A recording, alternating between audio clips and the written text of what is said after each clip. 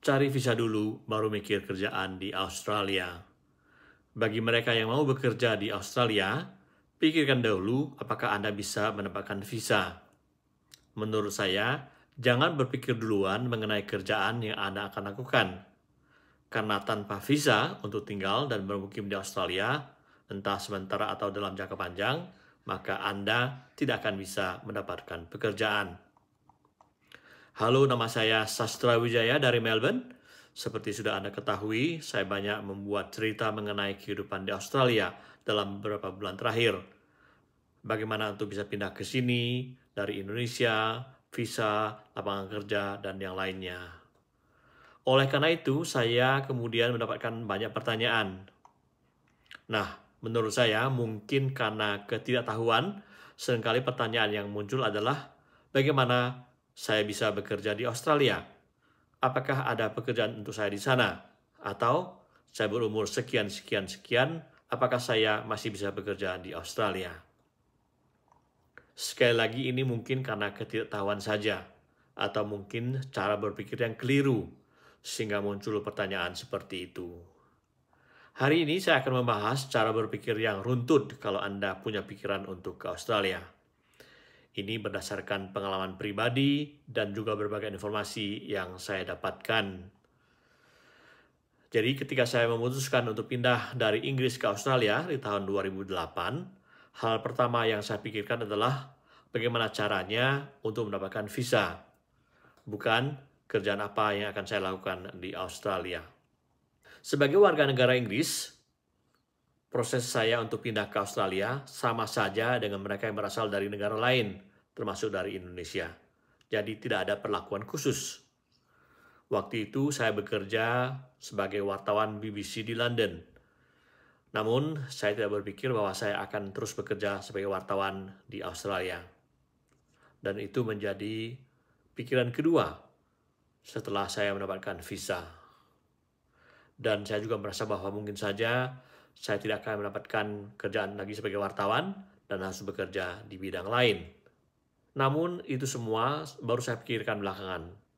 Jadi yang pertama saya cari informasi adalah di usia saya waktu itu, awal 40 tahunan, berpendidikan sarjana dan punya pengalaman kerja beberapa tahun di Indonesia dan Inggris, visa apa yang bisa saya dapatkan untuk pindah ke Australia. Nah, dari berbagai informasi yang saya dapatkan, ketika itu internet belumlah secanggih sekarang, saya bisa pindah ke Australia dengan visa sponsor regional dari pemerintah negara bagian Australia Selatan. Jadi kami bisa pindah ke Australia, tinggal di Adelaide selama 2 tahun, dan bekerja penuh selama 1 tahun sebelum bisa mendapatkan status permanen resident, status tinggal permanen. Itulah yang kemudian kami lakukan ketika pindah di tahun 2010. Istri saya mendapatkan pekerjaan penuh waktu di childcare, tempat penitipan anak balita. Saya malah tidak bisa mendapatkan pekerjaan tetap di sana sama sekali. Kalaulah saya sejak awal berpikiran soal pekerjaan saya di Australia, mungkin saya tidak akan bisa pindah. Artinya, kemungkinan saya mendapatkan sponsor untuk kerja sebagai wartawan hampir tidak ada sama sekali. Jadi, kembali ke masalah visa atau kerja, mana yang perlu dipikirkan terlebih dahulu? Menurut saya, ya visa, itu yang pertama. Jadi menurut saya, visa itu seperti kunci masuk ke sebuah negara. Kalau Anda sudah dapat kuncinya, dan kemudian berhasil masuk, Anda bisa kemudian melakukan apa saja di sana. Tetapi kalau kuncinya belum ada, percuma bermimpi untuk melakukan ini itu di dalamnya. Yang ingin saya katakan juga adalah bahwa lebih susah untuk mendapatkan sponsor untuk pindah ke Australia kalau keterampilan yang Anda miliki biasa-biasa saja. Kecuali Anda punya keterampilan luar biasa, seperti misalnya dokter yang hebat atau juga kemampuan manajerial luar biasa. Untuk mereka yang punya keterampilan biasa-biasa saja, Anda harus berusaha mencari visa untuk masuk ke sini. Termasuk saya.